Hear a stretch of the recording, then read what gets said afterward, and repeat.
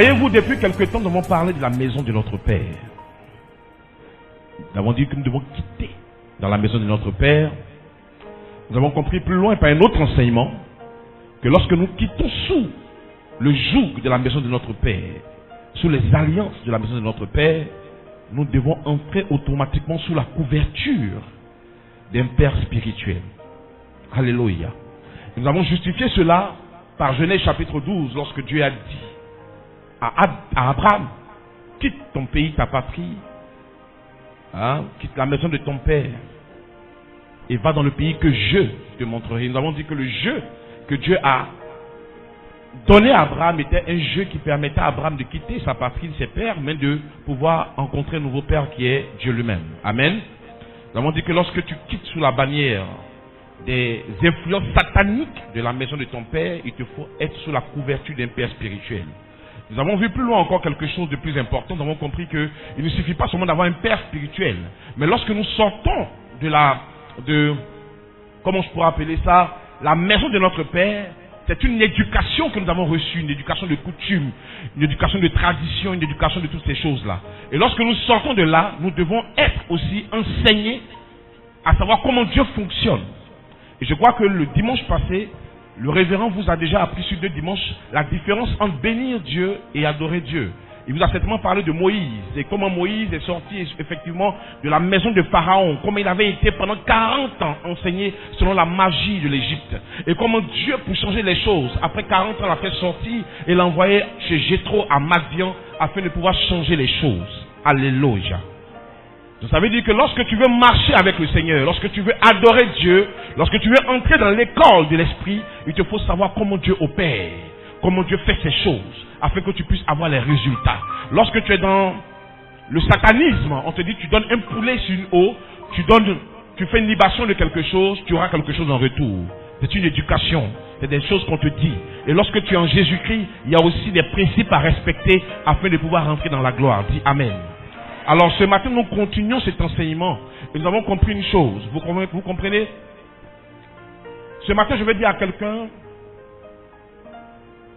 que personne n'est fort. Nous allons lire 3 passages, vous allez comprendre. C'est un enseignement et nous sommes dans une série d'enseignements cette année. J'ai été béni de savoir que ces enseignements sont en train de bénir l'église de Yamsokro.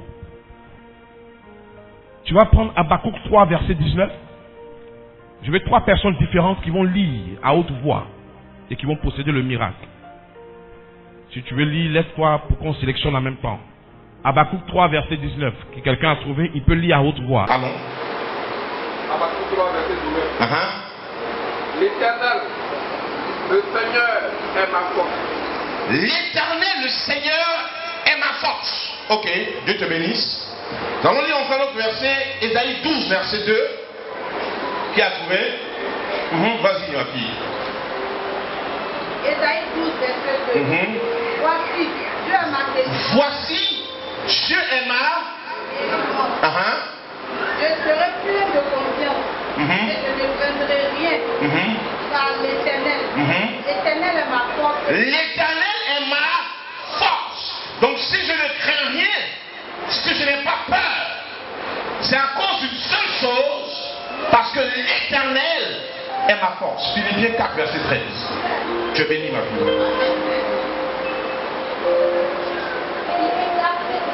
D'accord. C'est de la force, toute grâce à celui qui me donne de la force. J'ai quoi? C'est de la force, toute grâce qui me donne de la force. J'ai encore quoi? De la force. Alléluia. Alors je vais commencer cette série d'enseignements en vous disant une chose. Personne n'est fort. Parce que dans le caractère de l'homme, il existe ce qu'on appelle des faiblesses. Et l'homme en tant qu'homme ne peut rien de lui-même. Alors dans le processus de Dieu, Dieu ne travaille pas afin que nous soyons forts. Mais Dieu travaille afin que lui, il soit notre force. Quand tu comprends ce système, tu pourras comprendre beaucoup de choses. Je reprends encore. Dieu ne nous rend pas forts, mais Dieu devient notre force. Les hommes peuvent nous voir forts. Des hommes peuvent nous voir onctionnés.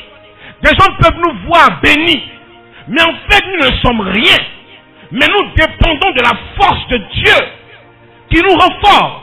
Et lorsque un homme chrétien, une femme chrétienne comprend ce genre de choses, elle commence à comprendre le symbole de l'humilité dans l'église. Et comprend que tout ce que je fais, tout ce que j'ai, ne dépend pas de mes forces. La Bible dit que ce n'est ni par la force, ni par l'intelligence, ni par toutes ces choses, mais c'est par la puissance de Dieu. C'est par l'Esprit de Dieu. Donc Dieu est notre soutien et notre force. Vous comprenez ça? Alors, comment cela se passe? Si Dieu est notre soutien, si Dieu est notre force, alors comment Dieu s'arrange à nous rendre forts? Parce que notre corps n'est que faiblesse. Notre intelligence n'est que faiblesse. Nos contacts ne sont que faiblesse. Donc comment Dieu s'arrange à ce que nous soyons forts dans nos familles, forts dans notre génération? Pour comprendre ce mystère, Dieu m'a ouvert l'esprit sur Acte 1, verset 8. Si quelqu'un le trouve, on va le lire. Vous allez comprendre. Suis-nous doucement, c'est lourd, mais tu vas comprendre. Tous les enseignements lourds te donnent du poids et donnent du poids à ton étoile. Acte 1, verset 8. Oui. Mais vous recevrez une puissance. Mais vous recevrez une puissance. Alléluia. Dans d'autres versions, on dit, et vous serez revêtus de la force de Dieu. Et alors vous serez mes témoins. Mais à qui la Bible parle? La Bible parle ici des disciples de Jésus-Christ qui ont marché avec lui, qui ont vu Jésus multiplier le pain, qui ont pêché des poissons comme Pierre, une pêche miraculeuse, qui ont vu l'eau changer en vin, qui ont déjà vu des multiples miracles, mais ils ne pouvaient pas aller vers l'évangile, ils ne pouvaient pas aller annoncer Dieu, ils ne pouvaient pas être des hommes puissants. Pourquoi? Parce que Dieu a vu qu'il leur manquait quelque chose, le revêtement. Et ce matin, je vais te dire une chose. Si tu veux vivre la gloire de Dieu, si tu veux être béni, si tu veux voir Dieu dans ta vie, par tes faiblesses, tu ne pourras jamais. Par ta force, tu ne pourras jamais. Par tes contacts, tu ne pourras jamais.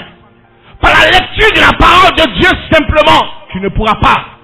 Alors, qu'est-ce qu'il te faut? Il te faut le revêtement. Pierre faisait partie de ces personnes dont parle Acte 1, verset 8. Pierre était un peureux. À tel enseigne qu'on lui demande, nous te reconnaissons, tu fais partie du groupe de cet homme qu'on appelle Jésus-Christ. Il dit, je ne l'ai jamais vu. Pourquoi? À cause de la peur dans la vie de Paul, de la vie de Pierre. Mais la Bible déclare qu'après Acte 1, verset 8, lorsqu'ils ont reçu le revêtement de l'Esprit, celui qui était appelé peureux hier s'est mis devant une foule et a prononcé la parole avec onction. Et des âmes ont été gagnées à Jésus-Christ. Mais qu'est-ce qui s'est donc passé dans la chambre haute? Qu'est-ce qu'il a reçu qui a fait de lui un homme extraordinaire? Qu'est-ce que tu peux recevoir de peureux pour que tu passes en champion? Qu'est-ce que tu peux recevoir pour que de pauvre tu passes en riche? Qu'est-ce que tu peux recevoir qui va changer l'image et qui va changer ton identité? C'est le revêtement. Alors c'est quoi le revêtement? Se revêtir, selon Larousse, qui est un dictionnaire, c'est mettre sur soi un habit ou un vêtement spécial. Mettre sur soi un habit ou un vêtement spécial qui est destiné à nous renforcer avec une force et à nous protéger avec mon protection. Donc c'est un habit qu'on dépose sur notre habit qui nous permet d'être forts et d'être protégés. Mais alors ma question, pourquoi Dieu trouve important de déposer un autre vêtement sur notre vêtement? Pourquoi Dieu veut nous rhabiller lui-même? Parce que Dieu sait que notre corps n'est que faiblesse. Et que s'il ne nous revêt pas d'un esprit supérieur, nous ne pourrons pas accéder aux choses de Dieu. Alors le Saint-Esprit a ouvert mon esprit. Je demande au Seigneur Je sais que c'est le Saint-Esprit qui est descendu sur les apôtres. Mais il est descendu comment? Et qu'est-ce qu'il leur a donné? Et Dieu m'envoie dans le livre d'Éphésiens. Et il me parle de Paul. Et Paul est allé en profondeur dans la révélation du revêtement. Qu'est-ce que Paul a trouvé? Paul est en prison. Et pendant qu'il est là en train de penser à ce que Dieu a destiné à sa vie, Dieu va ouvrir son esprit. Vous savez que Paul était dans une prison romaine parce qu'il était emprisonné en ce temps-là quand il parlait aux Éphésiens à Rome. Et lorsqu'il était à Rome et qu'il était en prison, vous convenez avec moi que le geôlier ou bien le gardien de prison ne peut être qu'un Romain. Et vous voyez que les soldats romains sont reconnus pour leur armure. Donc pendant que Paul est en prison, Dieu ouvre son esprit spirituel et lui permet de regarder le gardien de prison. Et lorsqu'il regarde le gardien, Dieu lui enseigne les secrets des armes spirituelles. Le casque, la ceinture, la cuirasse, les chaussures, le bouclier, l'épée.